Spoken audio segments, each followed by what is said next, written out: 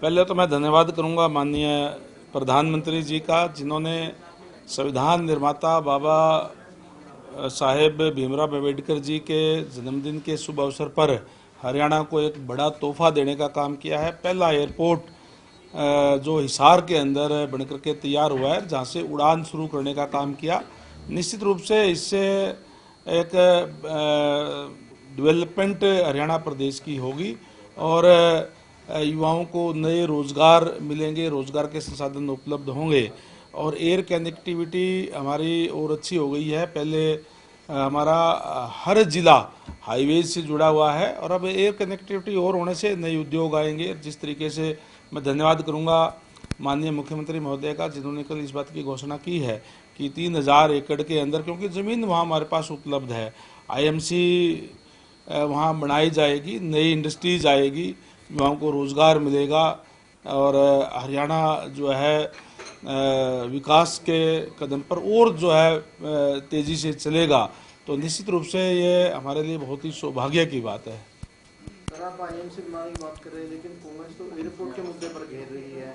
आपका तो गृह जिला आ गया, गृह का आगे कह रहे हैं कि आप लोग एयरपोर्ट नहीं बना रहे, एयरोड्रम आप लोगों ने बनाया है। देखिए, मैं पहले भी कई बार कह चुका हूं, कांग्रेस पार्टी अलग अलग गुटों में बटी हुई है। इस मुद्दे पर भी वो एक मत नहीं है। जहां कांग्रेस के जो सांसद है, स्थानीय विधायक, स्थानीय एमपी है, वहां से माननीय जयप्रकाश जी, वो बार बार कहते हैं कि ये तो एयरोड्रम बना दिया, ये तो जो है आपने इंटरनेशनल नहीं बनाया, इस टाइप की बात करते हैं। कभी वो कहते हैं कि जब उड़ान अगर यहाँ से शुरू हो गई तो मैं इस्तीफा दे दूंगा।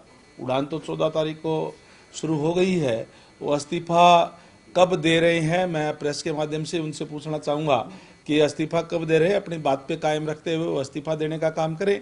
और जहाँ तक आपने बात कही जो कांग्रेस के लोगों की, दूसरी तरफ रणदीप सुरजेवाला जी है, उनके अलग ही बयान आ रहे हैं कि 180 करोड़ रुपए दीवार के ऊपर खर्च करने का काम किया है। 1000 एकड़ के जो अभी बना है रनवे वगैरह, उसमें 4 दीवारी बनाई गई है जिसपे 20 करोड़ रुपए खर्चा हुआ। तथ्यहीन बात वो कर रहे हैं कि 180 करोड़ रुपए खर्च हो गए। बिल्कुल डिजाइन के हिसाब से बहुत बढ़िया दीवार बनी है, बहुत अच्छा रनवे पीडब्ल्यूडी विभाग ने बना करके एयरपोर्ट अथॉरिटी को हैंडओवर करने का काम किया है। और तरह तरह की बात वो करे, जहां उनको इस बात के लिए धन्यवाद करना चाहिए। और जयप्रकाश जी को तो सबसे पहले बुका लेकर के एयरपोर्ट पे खड़ा होना चाहिए था। माननीय प्रधानमंत्री जी समम आकर के, उनकी कंस्टिट्यूंसी पड़ती है, उनको तो इस बात की खुशी होनी चाहिए थी, लेकिन उनको खुशी की बजाय उनको इस बात की परेशानी है कि हमने तो डेवलपमेंट के कार्य कुछ किए नहीं। अब भारतीय जनता पार्टी की सरकार के अंदर डेवलपमेंट के कार्य हो रहे हैं।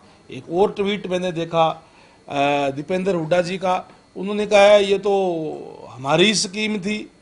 एक तरफ तो कह रहे हैं कि पैसे आपने भारतीय जनता पार्टी की सरकार ने खर्च किए हैं, एक तरफ कह रहे हैं ये तो हमने ही बनाया है, और दूसरी तरफ कहते हैं ये तो जो है ना ठीक बनाई। ये तो इस टाइप की अलग अलग नेताओं के अलग अलग बयान है, उनके अंदर ही आपस में विरोधाभास उनका है। तो ये तो केवल और केवल मैं समझता हूँ कि फ्रस्ट्रेशन है कांग्रेस के नेताओं की, किस तरीके के बयान देने का काम आज वो कर रहे हैं। और वहीं माननीय प्रधानमंत्री जी ने 14 तारीख को ही 800 मेगावाट का जो थर्मल पावर प्लांट है उसका भी शिलान्यास करने का काम किया है। ये हमारे लिए बहुत ही सौभाग्य की बात है कि एक ही दिन में 2 जगह माननीय प्रधानमंत्री जी ने आकर के ये उनको हरियाणा से जो लगाव उनका है ये दिखाता है। और निश्चित रूप से 2047 का जो विजन है माननीय प्रधानमंत्री जी का कि विकसित भारत, उसमें विकसित हरियाणा की तरफ ये जो बढ़ते हुए कदम है। मंत्री जी, जयप्रकाश जी ये कहते हैं कि हिसार एयरपोर्ट को डिग्रेड किया गया है, इंटरनेशनल एयरपोर्ट के नाम पर ठगी की गई, किसानों के साथ उनसे एक्वायर करके जमीनें जो है वो ली गई और अब इसको एयरोड्रोम जो है वो बना दिया गया। किसानों के साथ जो है वो ठगी हुई, इस वजह से मैं 7,000 एकड़ जमीन, ये बिल्कुल फिर वो गलत बयान कर रहे हैं। किसी भी किसान की जमीन वहां पे एक्वायर नहीं की गई। वहां जो जमीनें जो थी वो जीएलएफ की सरकारी जमीन थी। सरकारी जमीन भी वहां पर हमारे पास 7200 एकड़, 7200 एकड़ जमीन वहाँ उपलब्ध है। इस एयरपोर्ट के लिए कितनी बड़ा ये हम बना देंगे चलेगा।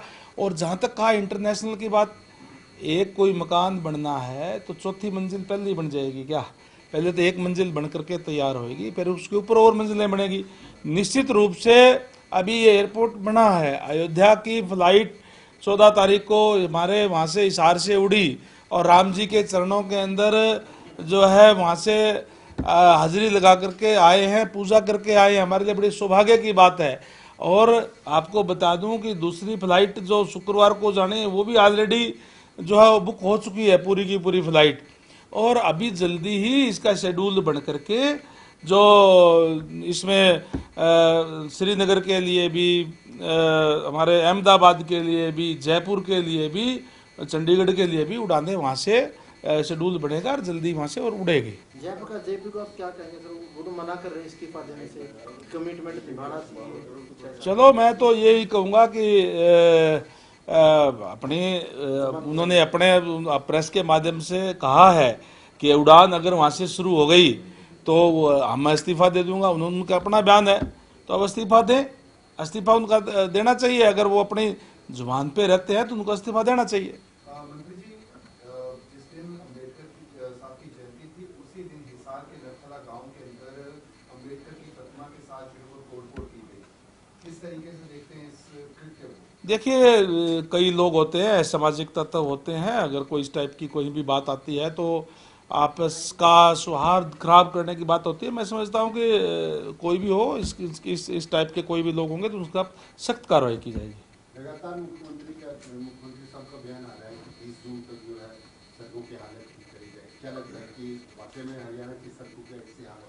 देखिए, हरियाणा के अंदर टोटल जो जिस PWD जो रख रखाव करता है 30,664 किलोमीटर है, जिसके अंदर 6,300 किलोमीटर जो पुअर कंडीशन के अंदर है। उसमें हम लगातार कई जगह टेंडर हो चुके हैं, कई जगह प्रोसेस के अंदर है और जल्दी ही माननीय मुख्यमंत्री महोदय के आदेशानुसार हम उनके टेंडर करके नया कारपेट करने का काम करेंगे। जो रोड DLP पीरियड के अंदर है और कहीं भी अगर उसमें कोई पैचवर्क की और की अगर ज़रूरत है तो उसकी उनको भी आदेश दे दिए गए हैं अधिकारियों को कि जल्दी ही उनको एजेंसी से बात करके और उनके पैचवर्क लगाने का काम करें जहाँ जहाँ ज़रूरत है, ताकि आने वाले समय के अंदर हरियाणा की रोड जो है सारी की सारी चमाचम होनी चाहिए। मंत्री जी, आज कांग्रेस जो है वो जगह जगह पर प्रोटेस्ट कर रही है राहुल गांधी, सोनिया गांधी के ऊपर चार्जशीट होने के खिलाफ। किस तरीके से देखते हैं? उनका सीधे तौर पर कहना है कि रंजिश आपसी रंजिश के कारण जो है वो इस तरीके की बातें जो है वो भाषा कर रही